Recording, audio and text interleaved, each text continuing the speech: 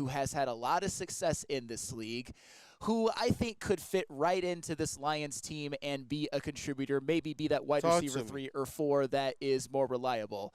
That is Mr. Juju Smith-Schuster. Oh, not CeeDee Lamb. Hey, I'd love to have CeeDee Lamb in a vacuum, but Juju Smith-Schuster is realistic. And I'm curious to see what the chat feels about that. But I'm going to give you the reasons why, let's get that poll, JP. Why the Lions should absolutely do this without a shadow of a doubt. Number one, Juju Smith-Schuster is just 27 years old. He's not washed. He had a bad season with the Patriots last year, but the Patriots, they had Mac Jones as their starting quarterback. Yeah. They had Bailey Zappi. Their offense was an absolute mess. Look at the receiving stats last season from the New England Patriots. Nobody thrived. Nobody. Their leading receiver had 561 receiving yards, and it was DeMario Douglas. I give nobody any blame for what happened for the New England Patriots last year. But here's... Man. Here's the thing about Juju, which I like. I'm not even going to talk about in 2018 when he looked like one of the rising star wide receivers and it just never materialized.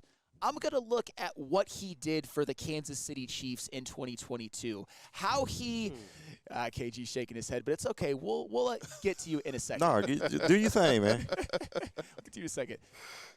The thing about the Kansas City Chiefs offense in 2022, in which they needed to change and evolve, is that was their first year post-Tyreek Hill. This was a year in which Kansas City thrived more on timing and short passes and yards after catch. And Juju Smith-Schuster just happened to be the second leading receiver on that team after Tyreek Hill. Juju had over 900 receiving yards, and that to me is an offense that is more similar to what we're going to be seeing with this 2024 Lions team, with timing, short passes, rhythm, maybe like 3rd and 7, 10, 11-yard completions, and that to me is where sure-armed quarterback, like a quarterback that's a sure leader as well in Jared Goff. That's something you have to factor in, that this is the Ben Johnson, world of madness on his offensive side of the ball. And then you're talking about, I don't see a problem with bringing in a vet who can play the position well and also be able to help that wide receiver room too. I don't see necessarily the downside in that, especially if he can come in here and mesh with Jared Goff at all. And as a vet, you would assume that you'd be able to kind of hit the ground running.